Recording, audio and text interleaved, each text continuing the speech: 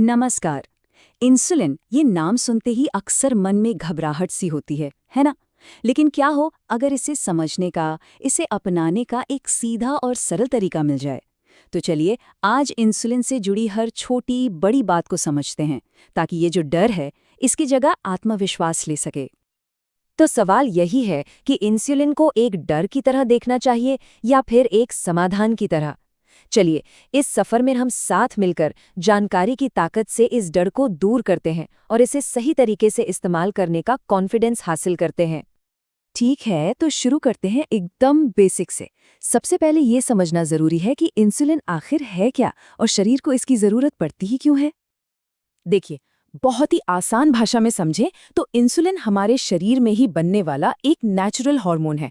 इसका एक ही मुख्य काम है हमारे खून में जो शुगर यानी ग्लूकोज घूम रहा है उसे उठाकर शरीर की लाखों करोड़ों कोशिकाओं के अंदर भेजना, ताकि वो कोशिकाएं हमें एनर्जी दे सकें। इसे ऐसे समझिए जैसे इंसुलिन एक चाबी है और हमारे शरीर की हर कोशिका एक घर है जिसके दरवाजे पर ताला लगा है। ये चाबी यानी इंसुलिन उस ताले को खोलती है ताकि शुगर घर के अंदर जा सके और शरीर को चलने, फिरने, सोचने, हर काम के लिए एनर्जी मिल सके। अब सोचिए, अगर ये चाबी ही कम हो जाए तो दरवाजा तो बंद ही रह जाएगा ना। तो जब शरीर में ये चाबी कम बनने लगती है तब हमें इसे बाहर से लेना पड़ता है। तो सवाल आता है कि इसे लेने के सबसे कॉमन और असरदार तरीके कौन-कौन से हैं? आइए देखते हैं। मोटे तौर पर देखें तो दो तरीके सबसे ज्यादा इस्तेमाल होते हैं। एक है इंसुलिन पेन और दूसरी है हमारी पारंपरिक सिरिंज। जैसा कि आप देख सकते हैं, पेन का इस्तेमाल बहुत आसान और मॉडर्न है, जबकि सिरिंज में एक शीशी से इंसुलिन को भरना पड़ता है, जिसमें थोड़ी ज्यादा सावधानी बरतनी होती है। तो पहला तरीका है इंसुलिन पेन। ये आज के समय में बहुत पॉपुलर है। क्यों? क्योंकि इससे डोज एकदम सटीक सेट होती है, गलती की गुंजाइश कम होती है। इसे जेब में रखकर कहीं भी ले जाना बहुत आसान है और सबसे बड़ी बात, इसकी सुई इतनी ज्यादा पतली होती है कि दर्द न के बराबर होता है। इसीलिए ये बच्चों और बुजुर्गों के लिए एक बहुत ही अच्छा ऑप्शन है। अब आते हैं दूसरे तरीके पर, यानी पारंपरिक सिरिंज। ये सबसे पुराना और आजमाया हुआ तरीका है। इसमें इंसुलिन को एक छोटी शीशी, जिसे वायल कहते हैं, उससे सिरिंज में भरा जाता है। यहाँ बस कुछ बातों का खास ध्यान रखना होता है। हाथ हमेशा एकदम साफ हों और हर बार इंजेक्शन के लिए एक नई फ्रेश सुई का इस्तेमाल हो। और हाँ, इंजेक्शन लगाने की जगह को बदलते रहना बहुत ज़रूरी है, ताकि वहाँ कोई सूजन या गांठ न बने। और फिर आता है एक तीसरा और काफ़ी एडवांस तरीका, इंसुलिन पंप। ये एक छोटी सी मशीन होती है जो शरीर से जुड़ी रहती है और ज़रूरत के हिसाब से दिन भर 24 घंटे थोड़ी थोड़ी मात्रा में इंसुलिन देती रहती है। ये खास तौर पर उन लोगों के लिए बहुत मददगार है जिन्हें टाइप 1 डायबिटीज है या जिनका शुगर लेवल बार बार बहुत कम हो जाता है। इससे लाइफस्टाइल में बहुत ज़्यादा फ्लेक्सिबिलिटी आ जाती है। अच्छा, इंसुलिन लेना जितना ज़रूरी है उतना ही ज़रूरी है उसे सही ढंग से स्टोर करना, क्योंकि अगर इंसुलिन को ठीक से नहीं रखा गया तो वो बेअसर हो सकती है। तो चलिए अब इसके रख रखाव के सही तरीके को समझते हैं। सबसे पहले बात करते हैं फ्रिज की। इंसुलिन को 2 से 8 डिग्री सेल्सियस के तापमान पर रखना होता है, मतलब फ्रिज के बीच वाले शेल्फ पर, ना कि दरवाजे पर, क्योंकि दरवाजा बार बार खुलने से वहां का तापमान बदलता रहता है। और एक बात बिल्कुल गांठ बांध लीजिए, इसे कभी भी फ्रीजर में नहीं रखना है। जमी हुई इंसुलिन खराब हो जाती है।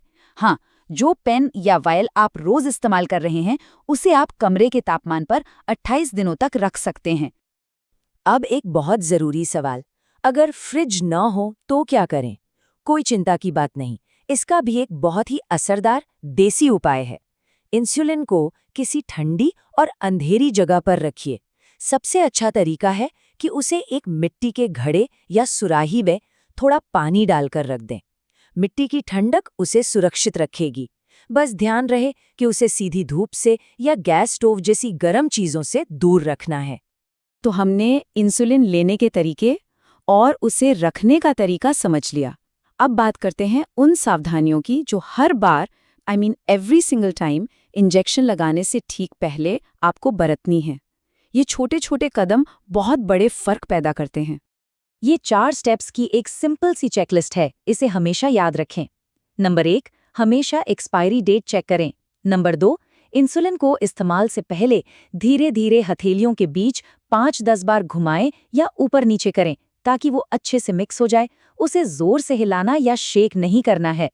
नंबर 3, हमेशा इंजेक्शन के लिए एक नई जगह चुनें। और नंबर 4, अपने डॉक्टर से ये ज़रूर कंफर्म कर लें कि आपको इंसुलिन खाने से पहले लगानी है या बाद में, क्योंकि ये इंसुलिन के टाइप पर डिपेंड करता है। और अब कुछ बहुत ही ज़रूरी चेतावनियां। अपना पेन या सुई कभी भी किसी दूसरे व्यक्ति के साथ शेयर ना करें। नेवर। एक बार कोई शीशी खुल गई तो उसे 28 दिन बाद फेंक देना है, चाहे उसमें दवा बची ही क्यों ना हो। और अगर आपको लगे कि इंसुलिन का रंग बदल गया है, वो धुंधली हो गई है, उसमें कोई कण तैर रहे हैं या वो जम गई थी, तो उसे बिल्कुल भी इस्तेमाल ना करें। ये बहुत ज़रूरी है। तो अब तक की सारी बातचीत के बाद हम एक बहुत ही ज़रूरी मोड़ पर आ गए हैं। अब समय है इंसुलिन को देखने का नज़रिया बदलने का। इसे एक बोझ या सज़ा की तरह नहीं, बल्कि कंट्रोल पाने के लिए एक सच्चे साथी की तरह देखने का। एक बहुत बड़ा मिथक है कि इंसुलिन का मतलब है बीमारी का आखिरी स्टेज। ये बिल्कुल गलत है। सच तो सिर्फ इतना है कि इंसुलिन उस नेचुरल हार्मोन की कमी को पूरा कर रहा है जो शरीर के लिए ज़रूरी है। ये कोई आखिरी विकल्प नहीं, बल्कि एक ज़रूरी इलाज है।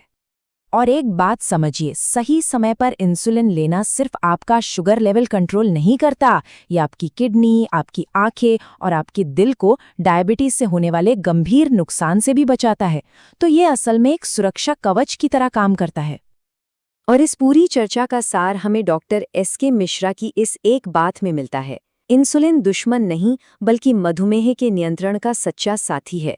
इसे सही तरीके से रखना और लगाना सीखने से मधुमेह आपको नहीं, आप मधुमेह को नियंत्रित करते हैं। कितनी पावरफुल बात है ये। तो अब आखिरी सवाल यही है कि कंट्रोल किसके हाथ में है?